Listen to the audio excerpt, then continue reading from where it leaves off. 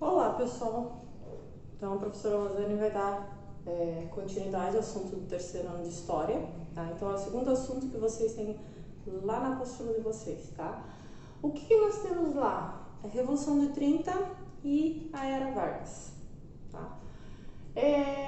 A Revolução de 30, ela começa a acontecer com a quebra da Bolsa de Valores no mundo, tá? E essa quebra de Bolsa de Valores ocorreu em 29. E como nós tínhamos uma economia e ainda temos uma economia, uma política frágil, então essa crise abalou muito a economia do nosso país. E aí, com tudo isso, nós tínhamos uma política chamada política do café com leite, que era a alternância nos poderes de São Paulo e Minas. Café com leite ia se alternando, tá? Só que aí abalou essas estruturas. E aí, no período que era para eles indicarem, período dos mineiros ficarem, Washington Luiz não indica o mineiro, Washington Luiz era de São Paulo, e aí ele indica Júlio Prestes. E aí há quebra dessa negociação entre eles, e aí Minas, se sentindo rejeitada, se une ao Rio Grande do Sul e lança a candidatura de Vargas. Ocorrem as eleições, então, ali em 1929 e 1930, ali naquele período ali, todo conturbado, e Prestes ganha. E ganha, porém não assume. O Getúlio Vargas, ele faz um golpe e toma o poder antes de que Júlio Prestes assuma. E aí ele assume durante um período chamado governo provisório, que aí foi de 1930 a 1934. Nesse governo provisório, como já o próprio nome fala, ele era um governo inconstitucional, não era amparado por lei. Então ele tinha muito receio de perder essa governança que ele tinha. Então primeira coisa que ele faz é a criação de amplos poderes para ele. Ele troca os interventores, quer dizer, as pessoas que comandavam o Brasil como um todo, elas são trocadas e são colocadas pessoas de confiança que ele achava conveniente para ele no momento. Aí o que acontece? Ocorre todo o processo, tudo, e em 1934 ele cria uma nova Constituição, diga-se de passagem, a terceira da história. O salário mínimo também nesse período e alguns outros benefícios, o voto secreto e o voto feminino que até então não tinha. As férias remuneradas de 30 dias uma vez por ano, que é o que a gente tem até hoje, e aí é criado também a Justiça do Trabalho. Aí, o que acontece? De 1934 a 1937, Vargas ele se candidata, se reelege e aí ele fica como um governo constitucional. Quer dizer, aí ele tem a Constituição ao lado dele, já não é mais um governo provisório. Só que nesse meio todo, nós estamos vivendo um pré-Segunda Guerra Mundial. Então o mundo está bem conturbado, o Brasil também. E aí, nesse período, como antes, um pré-Segunda Guerra Mundial, nós tínhamos muito a presença dos comunistas. E eles tinham o uso de bandeiras vermelhas.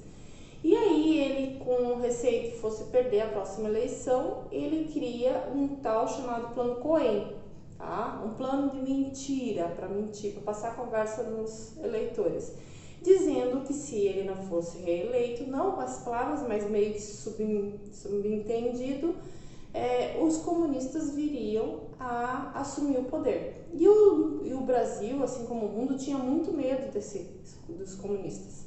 E aí ele se reelege com esse plano Cohen de mentira, um plano que criou uma mentira, uma farsa para ele se reeleger.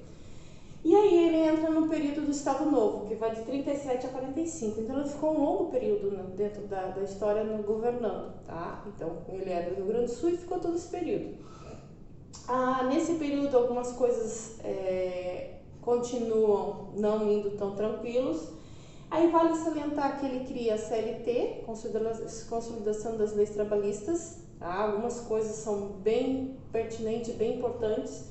Ele cria a FAB e o que acontece? Em 45 Vargas perde a eleição e aí após perder essa eleição, quem assume?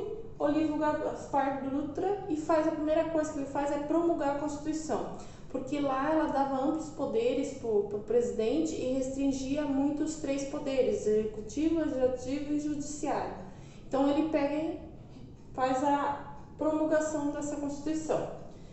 E aí passa-se todo esse período de 46 até 1949, 1950, Vargas se reelege, se candidata se reelege, né, se reelege e ganha essas eleições. Porém, ele sofre muita pressão, né, e ele não suporta essa pressão e em 54 ele comete suicídio no Palácio do Catete, no Rio de Janeiro. Diga-se de passagem, nesse período ainda a capital do Brasil era no Rio de Janeiro, e ele comete suicídio e diz na célebre frase que ele deixa a história, né, sai da vida pública para entrar para a história, e ele se suicida e abandona o cargo. Tá? O que acontece? Ocorrem novas as eleições e aí JK assume, Juscelino Kubitschek. A principal obra de JK foi a construção de Brasília.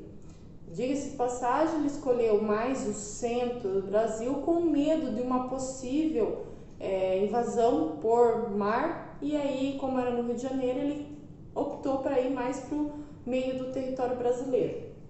Tá?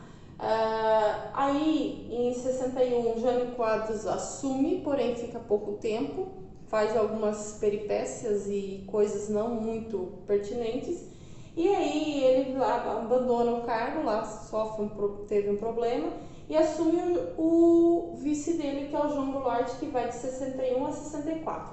O principal ponto que ele faz, o Jango, como eles chamavam ele, que é João Goulart, ele convoca um plebiscito onde para as pessoas escolher entre o parlamentarismo e o presidencialismo. E aí, por uma larga vantagem, o presidencialismo se institui como o sistema que nós temos até hoje. Tá? Então, isso aqui é para vocês entenderem que no contexto histórico do Brasil, a passagem de vários presidentes, elas têm suas características muito pertinentes. Tá? Então, é importante nós entendermos que essas coisas que aconteceram aqui, por exemplo, a Constituição de Brasília, até hoje nós pagamos por causa disso. Então, é interessante nós entendermos isso. Espero que vocês tenham compreendido, tá? Espero que tenham gostado. Desejo a todos uma boa semana e até a próxima, gente.